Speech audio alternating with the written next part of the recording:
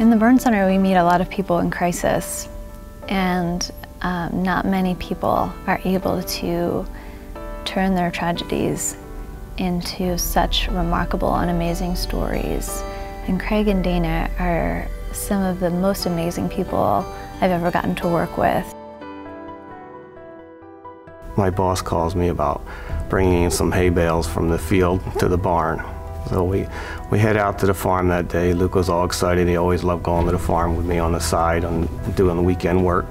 So we went up. The machine was up there, the backhoe and a dump truck up there, and that's when we ran into problems and the accident happened at that point. And within that time period, right after I talked to him, was when the explosion went off. And so then I couldn't, get a hold of him, so we kind of left it go for a little bit, and then my sister called me, and she said, there's been an accident at the farm. Can you come to my house? And she said, it's not good. And that's all she said. When I got there, my brother-in-law was standing on the corner of the walks out in front of the house, and he said, Craig's been airlifted to Lehigh Valley Hospital, and he said Luke didn't make it. So that was my day. And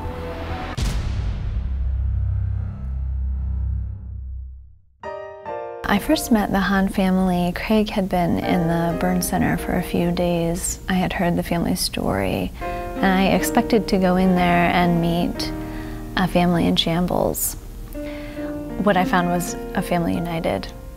And these three beautiful women turned to me, and they were just united in their grief, but also in their strength. it was about 4 or 5 days later that Dr. Amani came and talked to me and my mother-in-law and my 2 girls and said, you know, it's very serious and that he probably has less than 5% chance of making it. My mother-in-law broke down, my girls did, and we all did, but it was then just a matter of waiting and hoping and praying that whatever happened was for the good. When I woke up, I remembered at the accident scene, and I remember keep asking about Luke, is he all right? And there was one fellow there that I could just tell in his face that he didn't make it. He finally said to me, where is Luke? He didn't make it, did he? And so then we proceeded to tell him, but it was 2 weeks after he was out of a coma, so that was difficult, that was hard. Dana, Lexi, and Sammy sat down and told him about Luke, and from that moment on they were able to sort of enter into this shared grief instead of anticipating when Craig was going to get up to speed, and you could see that that was a huge relief for everybody to just be on the same page and to begin to really walk the journey together.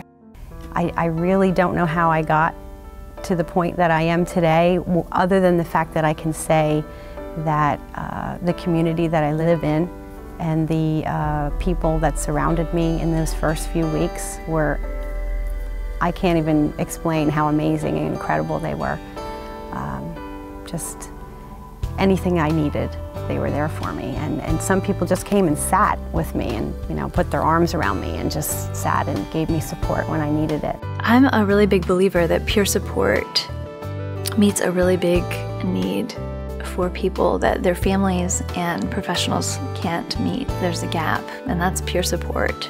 And so getting grief support from somebody who knows what it's like to grieve, and getting support for loss from somebody who's walked a story that's marked by a significant loss is a special kind of support. And I think Dana and Craig are in a position to use their story and use the Luke William Hahn Foundation to really bless other people. And it's driven by their own experience, which is the most valuable type of support. The motivation and the inspiration behind the foundation was all of his friends, who at that point in our area, in our community, as much as we had community support, we did not have a lot of facilities or programs or whatever in the area that would help any type of grieving child. we decided that that was something that we wanted to institute and bring into our area. Now we no longer have a whole focus on Craig and getting better and making sure that he is where he needs to be.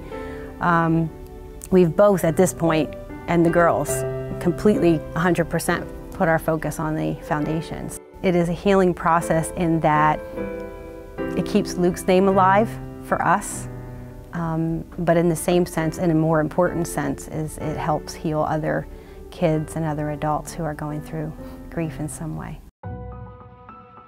He loved to ride, and like I said, he was known throughout town as the kid on the big bike. Everybody else had BMX bikes. Everybody rode BMX, not my son. He had a, I don't even know how high, mountain bike that he rode around, and he could do wheelies on, and all the kids thought he was like this unbelievable god on a bike. You know? So the logo on our shirts and hats and a bunch of other things is designed by Jake Sorrell, who's a very artistic boy and one of Luke's friends, and he decided to just draw this little thing on the side of his hat, and so I noticed it one day at a meeting, and I said, oh, can I use that? He actually came up with the LVHN in the middle, so that the H actually looks like his handlebars, and he's got the foundation with the little butterfly on it, which again is the symbol for me that Luke is around. Nominating them for the Phoenix Award was easy because their entire story is about not just surviving but thriving after tragedy. And when we have the Phoenix Award and we take a minute to recognize survivors who have grown beautiful things out of terrible sorrow, it's an inspiration to the entire healthcare profession that our jobs are meaningful and they're not just jobs, that we invest in these people because they in turn inspire us as they recover. I think I want people to look at us and not think, oh, I feel so bad, I'm so sorry for what happened. You know, look at your husband, look what happened to your son, look what happened to our family. I would rather have them look at us and say, look what they've been through. And if they can be where they are today, then I can make it, then I can do it. And I'll get through my grief as they did theirs. Yeah.